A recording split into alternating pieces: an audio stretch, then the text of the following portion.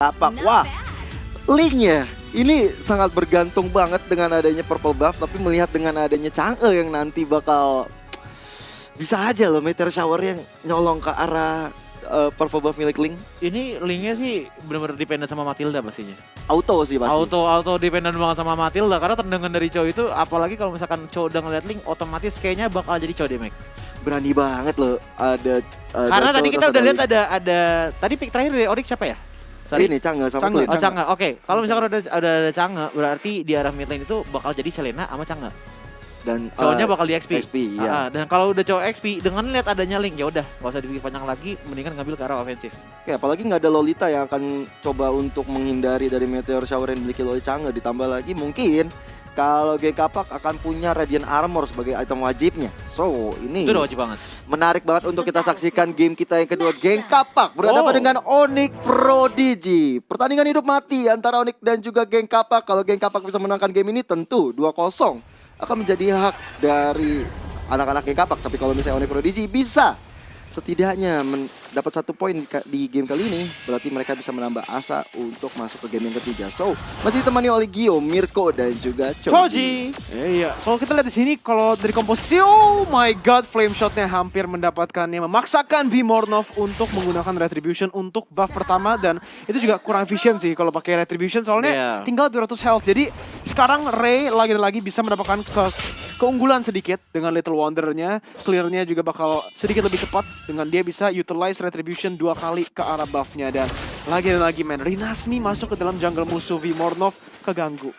Oke. Yes. Ini sih dari awal tim Geng Kapak udah benar-benar agresif di arah early ya. Mereka seperti berpegangan bahwa kita kalau early-nya nggak dapat, kita bakal kalah. Iya. Karena kalau misalkan kita lihat dari grafiknya, memang seperti itu keadaannya. Adanya Link, adanya Kagura, kalau misalkan nggak bisa nyampe setidaknya stabil sampai ke menit 10, Link bakal susah untuk inisiasi.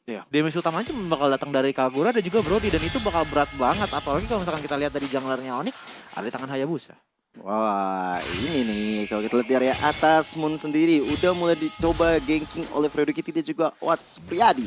Tapi kehadiran Samo HT langsung mencoba untuk membubarkan formasi dari anak-anak Geng Kapak. Sementara itu, ini yang dibutuhkan Ray, purple buff. Dia harus coba untuk bisa mengamankan hal tersebut supaya dia bisa dapat energi dan bisa join team fight dengan Tempest of Blade yang mungkin saja memporak-porandakan formasi yang dibuat oleh Onyx Prodigy itu sendiri. Tapi selain 2 detik lagi, turtle yang pertama akan segera muncul di lane of Dawn. Iya, kalau kita lihat dari komposisinya itu, udah ada engage yang dilakukan oleh seorang Ando. Samo HT harus hati-hati, udah ada Ray yang maju ke arah depannya menggunakan Divine Blade-nya, tapi tidak bisa. Flame shot yang sangat baik langsung ke arah belakang tarafnya. First blood diamankan oleh Geng Kapak. Wow, Samo HT menjadi korban pertama kali ini dari pertempuran barusan, tapi Gemini kali ini mencoba untuk merusuh ke arah depan. Skugnu, Ragnu, Usna udah dikeluarkan dan satu The Way of Dragon salah arah, tapi dibalas dengan adanya 1 buah Falling Star Moon karena seorang Gemini mengusir mundur. Tapi si lain, lihat Vmornovnya, dia kuat shadow ke arah depan dan dapat Ando di garis belakang. Ini ya, again, kalau kita ngomongin komposisinya dengan komposisi Onyx, Selena, Chow, Clint, mereka itu mau kontes di arah early game-nya bersama juga dengan Hayabusa. Tapi masalahnya itu mid prio itu yang paling penting di early game. Kalau siapapun yang menang mid, mereka yang bakal kontrol early game-nya. Dan Chang'e itu bakal susah banget. Chang'e itu nggak bisa kontes kalau di early game. Sampai dia level 4 baru dia bisa melakukan kontesnya. Tapi lihat, turtle bala gratis, neutral objective, dan juga rotasi map itu semua dikontrol oleh Geng Kapak. Karena mid controlnya loh. Bener. Udah ya kalau kita bilang, sudah ada sedikit angle ditambah dengan Tempest of Blade. Dan Maipan, Zuzuzu akhirnya harus silat. Tapi Vmornov mencoba untuk mendapatkan satu Fredo Kitty. Tapi nggak bisa begitu saja karena udah di backup oleh Ray dan juga Ando. Ini benar kata Mirko di sini. Gue lihat memang Chang'e bakal cukup cepat clearing minion di area tengah. Dan itu membuka Selena untuk semakin visionnya terbuka lebar ke arah depan. Tapi ternyata direspon dengan Fredo Kitty dan juga adanya Ando di depan sana, bahkan mereka dapat beberapa poin kill. Ini malah menjadi hal yang sulit bagi anak-anak Onyx Prodigy. Gimana ya? Maipan udah 0-2. Ini udah terbalik dari game yang pertama ya. Dimana Maipan itu 2-0 actually di awal. Jadi dengan ini kita lihat clearnya udah susah, posisinya udah susah, dan sekarang gold itu juga udah tambah, bakal build up terus. GPX juga dengan ini, Selenanya tambah lama bakal tambah susah juga gak sih? Dia untuk buka mapnya, taruh Abyssal Trap-nya, gak mungkin bisa dalam-dalam. Jadi mereka juga gak bisa utilize hero-hero snowballing mereka gitu loh. Efek dari wave minion yang selalu dimajukan juga, dan juga saling tarik ulur yang dilakukan oleh geng Kapak ini bagus banget mengatur ritme permainan mereka. So, ini udah mulai ada gengking ke atas, Lele-nya terkonek dan Watt kali ini dalam ancaman yang cukup besar. Tapi Watt masih bisa melakukan tompart memoris ke arah belakang dan bahkan teman-teman dari Onyx Prodigy. Lihat Samo HT-nya yang malah tumbang setelah melakukan inisiasi. Looking for more Inaspi. The Way of Dragon-nya benar-benar connect. Tapi Tempest of Blade, tapi lihat dari Maipan dan dia tidak baik-baik saja. Hilang di tangan seorang Ray kali ini. Maipan 0-3-0.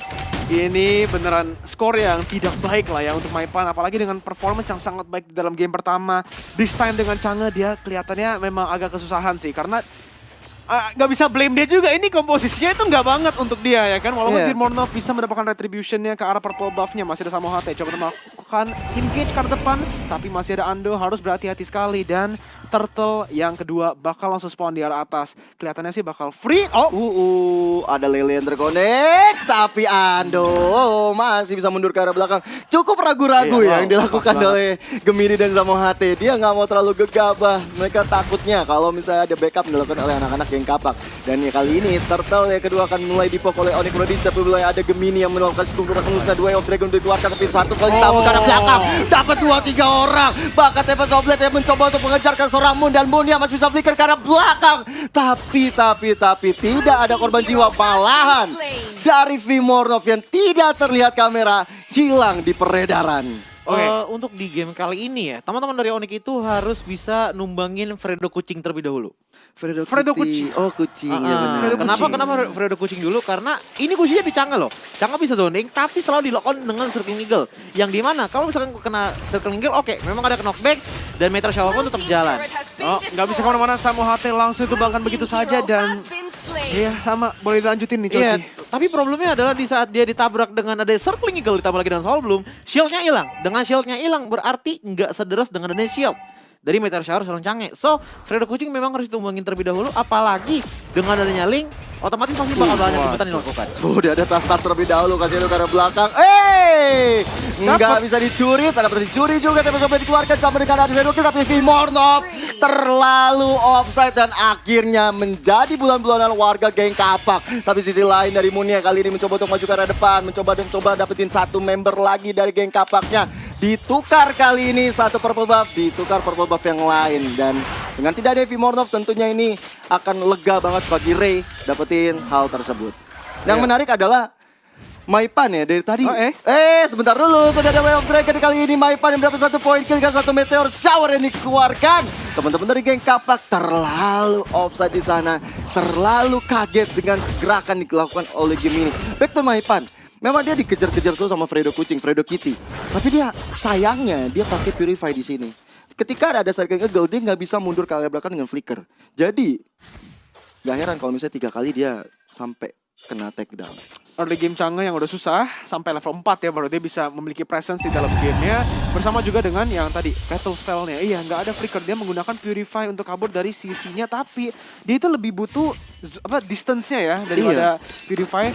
Tapi sama aja sih, sekarang udah dikontrol oleh GPX. Virmornov maju ke depan, Shadow Kill sudah digunakan. Tapi masih ada seorang Fredo Cutie yang langsung melakukan engage lagi ke arah depan. 1 lawan 4. Kita lihat di sini belum ada snowballing, belum ada follow up yang bagus dari tim GPX. Tapi akhirnya game ini bakal langsung di stop up begitu saja. Tanpa memory bakal langsung mendapatkan killnya. Di mana belakangnya tidak ada ability yang kena. GPX masih bisa melakukan kiting flame shot yang sangat bagus. Masih ada stunnya. Virmornov ditumbangkan. Double kill for Awad Supriyadi. Maipan coba untuk kabur tapi nggak bisa kemana-mana. Langsung dikejar-kejar terus dan triple kill untuk seorang Watt di menit yang ke-8. Sudah aku bilang, dengan tidak adanya flicker tentu Maipan akan jadi bulan-bulanan warga dari geng Kapak. Dan mereka mendapatkan satu inner turret ya. Dan ini dia replaynya, Coji. Oke, sebelum gua mulai ke arah replaynya, ingat Brody sudah mengamankan Blade of Despair di menit ke-5. So, udah nggak heran banget kenapa damage-nya masuk. Tapi yang benar-benar keren adalah di sini permainan dari Maipan memang udah bagus banget untuk menggocek sana sini. Tapi yang menjadi problem adalah memang dari payungnya Kagura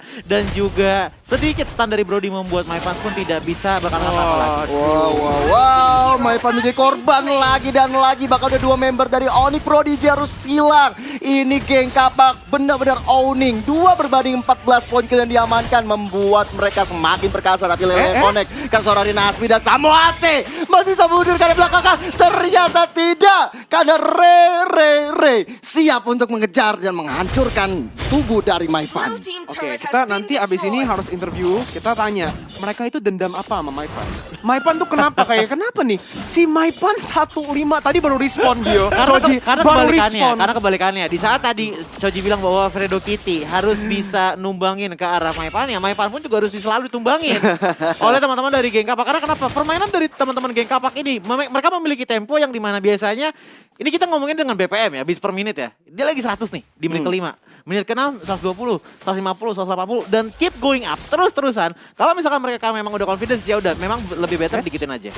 Oke, tapi The Watt yang langsung di take down begitu saja. Satu sudah diamankan, tapi lihat yang ada belakangnya masih langsung bisa menangkap seorang Vimornov. Moonis next coba untuk maju ke depan lagi dan lagi. Dan Nasmi Point Star Moon tidak kena, flame shotnya bisa connect. Tapi udah ada Ray, Tempest of Blaze ke belakang mendapatkan satu, coba untuk mendapatkan lebih. Double kill sudah diamankan, tapi Gemini dan Maipan masih bisa melakukan move back maneuver lah ya. Sekarang itu dimana purple buff-nya bakal menjadi pilihan untuk GPX untuk setup ke arah Lord. Wah, ini udah ada Gemini garis depan sana memberikan informasi. Tas dari Ando memberikan efek mental ya kayaknya. Iya, dan dilihat dari itemnya, dari linknya pun udah ngambil ke arah Demon Hunter Sword, War X, dan juga Endless Battle. Ditambah lagi Brody-nya. Udah ada Blade of Despair sama Malefic. So dari segi damage, teman-teman dari geng kapak udah sangat-sangat baik sekali. Tapi lihat, perhatikan dari teman-teman Onyx. Hanya ada satu item defense saja dan itu dari Cho.